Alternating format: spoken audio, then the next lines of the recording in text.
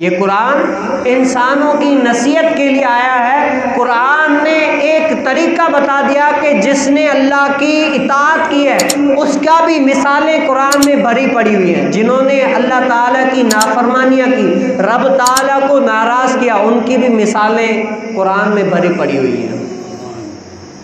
قوم ہود علیہ السلام، ہود علیہ السلام اللہ تبارک و تعالیٰ کے نبی تھے، اللہ تبارک و تعالیٰ کے نبی تھے۔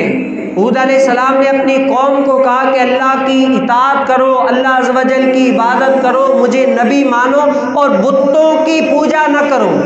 لیکن کیا یہ ہود علیہ السلام کی قوم ہود علیہ السلام کو نہیں مانتی، بتوں کی پوجا کرتی، اللہ تبارک و تعالیٰ کو نہیں مانتی۔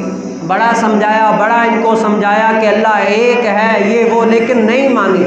آخر کیا ہوا؟ رب تعالیٰ ان پر ایسی تو اوقاحت ڈال دی کہ 3 سال تک ان پر کوئی بارش نہیں آئی۔ اب سارے بڑے بھوکے جانور یہ وہ بھوک سے مر رہے، پانی نہیں ہے، قحط سالی میں پڑ گئے، مر رہے ہیں سمجھو۔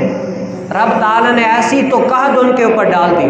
تو ایک ہود علیہ السلام کی قوم نے ایک وفد تیار کیا، جو جاتے کہا کہ جاؤ تم کیا کرو، کعبہ کی طرف جاؤ، وہاں پر دعا کرو، رب تعالیٰ کعبے کے صدقے میں دعا قبول فرما دے گا اور بارش آ جائے گی۔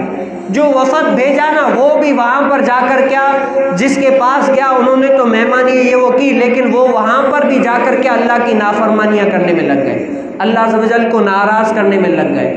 تو جب انہوں نے ناراضیوں سے یعنی نہیں کیا، ناراضیوں پہ ناراضی کیا، رب تعالیٰ کو راضی نہیں کیا، تو آخر کیا ہوا؟ رب تعالیٰ نے 3 بادل بھیجے، ایک سفید بادل، ایک سرخ بادل، ایک کالا بادل۔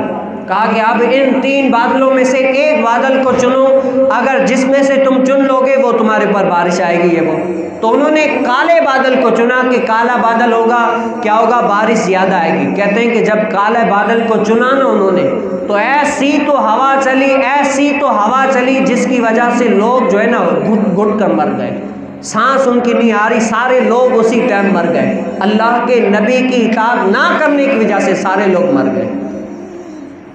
کیا ہے یہ؟ قرآن نصیحت ہے۔ قرآن نے مثالیں بیان کی ہے کہ جنہوں نے اللہ کی اطاعت کی ہے، اللہ تعالیٰ کو راضی کیا ہے، ان کی بھی مثالیں ہیں، جنہوں نے اللہ کو ناراض کیا ان کی بھی مثالیں ہیں۔